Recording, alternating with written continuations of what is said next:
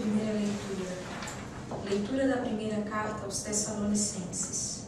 Irmãos, não queremos deixar-vos na incerteza a respeito dos mortos, para que não fiqueis tristes, como os outros que não têm esperança. Se Jesus morreu e ressuscitou, e esta é a nossa fé, de modo semelhante, Deus trará de volta com Cristo os que através dele entraram no sono da morte. Isto vos declaramos, segundo a palavra do Senhor. Nós, que fomos deixados com vida para a vinda do Senhor, não levaremos vantagem em relação aos que morreram. Pois o Senhor mesmo, quando for dada a ordem, a voz do arcanjo e ao som da trombeta, descerá do céu, e os que morreram em Cristo ressuscitarão primeiro. Em seguida, nós que fomos deixados com vida, seremos arrebatados com ele nas nuvens, para o encontro com o Senhor nos ares. E assim estaremos sempre com o Senhor. Exortai-vos, pois, uns aos outros com estas palavras. Palavra do Senhor. Graças a Deus. O salmo tem por resposta: ó Senhor, o Senhor vem julgar nossa terra. O Senhor vem julgar nossa terra. Cantai ao Senhor Deus um canto novo, manifestai a sua glória entre as nações, e entre os povos do universo seus prodígios. O Senhor vem julgar nossa terra. Pois Deus é grande e muito digno de louvor, é mais terrível e maior que outros deuses, porque o nada são os deuses dos pagãos, foi o Senhor e nosso Deus quem fez os céus. O Senhor vem julgar nossa terra. O céu se rejubile e exulte a terra. Aplauda o mar com que vive em suas águas. Os campos com seus frutos rejubilem, e exultem as florestas e as matas. O Senhor vem julgar nossa terra. Na presença do Senhor, pois ele vem, porque vem para julgar a terra inteira. Governará o mundo todo com justiça, e os povos julgará com lealdade. O Senhor vem julgar nossa terra. Aleluia,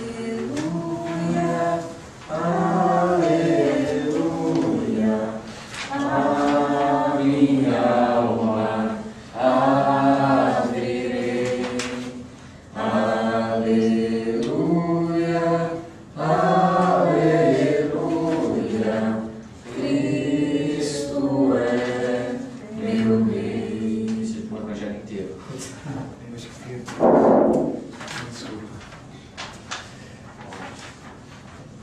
O Senhor esteja convosco.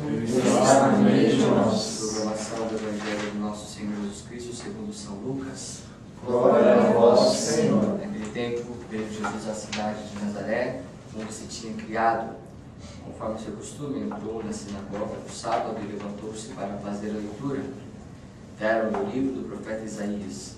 Abrindo o livro, Jesus achou a passagem que está escrito: o Espírito do Senhor está sobre mim, porque ele me consagrou com a unção para anunciar a boa nova aos pobres, e enviou-me para proclamar a libertação aos cativos e aos cegos a recuperação da vista, para libertar os oprimidos e para proclamar o ano de graça do Senhor.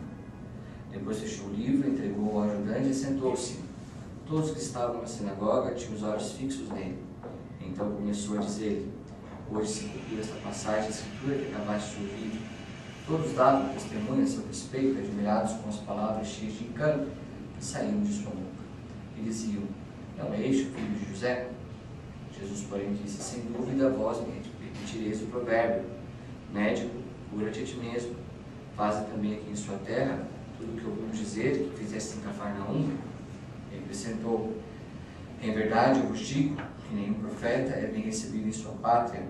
De fato, eu vos digo, no tempo do profeta Elias, quando não choveu durante 3 anos e 6 meses, e houve grande fome em toda a região, havia muitas viúvas em Sarepta.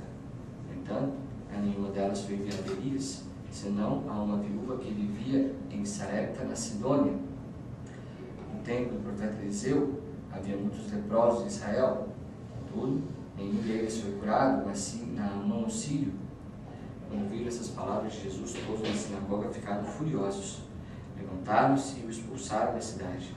Levaram-no até o alto do monte sobre o qual a cidade estava construída, com a intenção de lançá-lo no precipício. Jesus, porém, passando pelo meio deles, continuou o seu caminho. Palavra da salvação. Glória a vós, Senhor. Louvado seja o nosso Senhor Jesus Cristo. Para sempre seja louvado. Eu gosto muito de Lucas, tanto é que fazendo mestrado nele. Eu acho ele muito elegante, essa coisa. Jesus saiu do meio deles. Jesus deve ter fugido mesmo, deve ter corrido para não ser pego, para ser lançado lá. Ele é muito elegante, Lucas. Ele coloca um estilo assim para falar que Jesus escapou o gato, e ele falou: Jesus saiu, passou do meio deles. Bem fino, bem primeira classe, assim, né?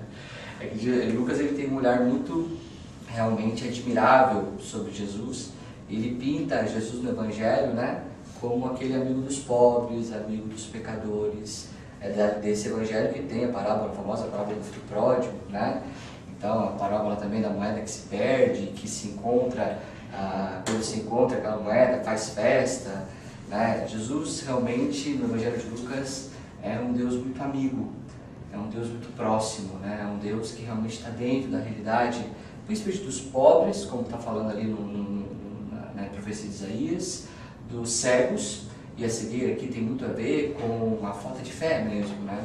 Não só a cegueira física, mas a cegueira na tradição de Israel era visto como aquelas pessoas que não conseguem ver Deus em suas vidas, não conseguem ver o Senhor na sua história, né? E os cativos, nossa, tinha muita gente presa nos tempos de Israel, porque o Império Romano cobrava impostos altíssimos, né?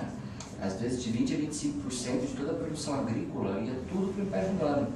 E quando não se tinha mais como pagar, as pessoas iam para a cadeia, né? Então, essa coisa dos cativos, essa profecia de Israel, de Isaías, está muito atual na vida, né, das pessoas. E Jesus declara ali: agora essa profecia se realizou. Ou seja, ele não se comporta só como profeta, mas ele é a própria profecia. Ele é a encarnação dessa profecia, no qual ele vai dar vista aos cegos, de fato, além das curas de cegos que Jesus opera, mas especialmente esse despertar para enxergar Deus, a sua história. A fome, né? Jesus também consegue libertar as pessoas da fome, da pobreza, né? Não só dando o que comer, ele deu 5 mil, a multiplicação dos pães lá, né? Para 5 mil homens, mas ele também começa a revolucionar o sistema de opressão. É no Evangelho de Lucas que nós vemos Zaqueu, que é o cobrador de imposto, que se converte, devolve 4 vezes mais daquilo que roubou. O centurião romano, né, um personagem que representa o Império Romano, que também se converte, que também não quer mais continuar nessa política de opressão. Então Jesus ele não mexe só no saciar a fome, mas principalmente ele mexe nas estruturas, né? Com o anúncio da palavra, ele vai mexendo com as estruturas que favoreciam a opressão, né? E os cativos, né? De forma especial, aqueles que estavam dominados pelo demônio, né? Jesus, no episódio de Lucas também, tem o famoso capítulo que fala do endemoniado de Gerasa, né? E ele consegue libertar aquele homem do poder do mal, né? Enfim, Jesus é a realização dessa profecia mesmo, né? E Lucas, ele coloca esse trecho, né, bem no início do capítulo, bem no início do Evangelho de Lucas, para que ele possa mostrar depois Jesus revelando mesmo que é a realização dessa profecia e ao mesmo tempo uma transformação na sociedade, né? Quando recebemos Jesus Eucarístico, nós somos agora agentes transformadores também. As mesmas características que estão no Senhor passam agora a ter em nós. E a gente às vezes se acha tão impotente, né? A gente às vezes se acha tão frágil. Como é que eu vou fazer isso? Mas como é que eu vou fazer aquilo? Eu sou tão pequeno, eu sou uma gota d'água. Acorda, você tem Jesus dentro de você. Sua identidade agora é muito mais forte do que você imagina. Mas se você é cego em relação a você mesmo, ninguém vai conseguir acreditar em você se você não acredita em você mesmo. Parece um discurso de autoajuda aqui, mas é de uma certa forma uma verdade isso. Se a gente não consegue contemplar que esse Senhor Todo-Poderoso, a profecia encarnada, está dentro de nós, nós sempre vamos arranjar desculpas para não fazer aquilo que Deus muitas vezes nos pede para fazer, não contando com as nossas forças, mas com as forças dele. E os homens e mulheres que entraram nessa consciência profunda de saber-se em Cristo, fizeram grandes maravilhas neste mundo. sendo apenas, às vezes, uma andorinha, mas que fez verão, porque levou o sol, a divindade de Cristo na vida das pessoas. Então, acho que a gente tem que começar agora a pensar, será que eu não estou colocando muitas desculpas na minha pequenez para não fazer aquilo que Deus está me pedindo? Será que eu não estou olhando demais para as minhas debilidades, que sim, existem, claro, mas não existe só isso. Se você acredita na Eucaristia, existe em você uma graça muito maior do que qualquer debilidade. E às vezes o que Deus está te pedindo não é nem uma transformação social, né? Às vezes Deus está te pedindo uma transformação com as pessoas mais próximas. Com sua mulher, com seu marido, com o seu filho, com a sua filha, com seus pais. Não é uma coisa que exige tanto assim. Às vezes falta a gente querer, né? Acreditar que de fato eu agora sou o Cristo neste mundo. Tenho um poder muito grande dentro de mim. E se eu quiser, eu consigo sim transformar as circunstâncias, as pessoas que estão ao meu redor, a começar com uma transformação minha. Talvez saindo um pouco da passividade, saindo um pouco dessa coisa de eu não consigo, mas nem tentou, já está falando que não consegue. A gente tem que sair dessa penumbra, às vezes, da mediocridade e nos otimizarmos à luz da graça de Deus. Então, que nesta Eucaristia de hoje, ao você recebê-lo, peça para o Senhor essa fé em você mesmo. Essa fé em acreditar que em você não está só uma força meramente humana, está uma força divina. Você hoje é uma mistura de céu e terra. Você agora é uma mistura de ressurreição com uma realidade mortal. Mas a ressurreição sempre supera. A ação de Deus sempre é maior. E se faz contar com o humano, que é cada um de nós. Com esta Eucaristia, Deus nos dê esta verdadeira fé. De sabermos que podemos sim. Porque tudo podemos naquele que nos fortalece. Louvado seja o nosso Senhor Jesus Cristo. Sempre seja louvado. Preparação para o ofertório.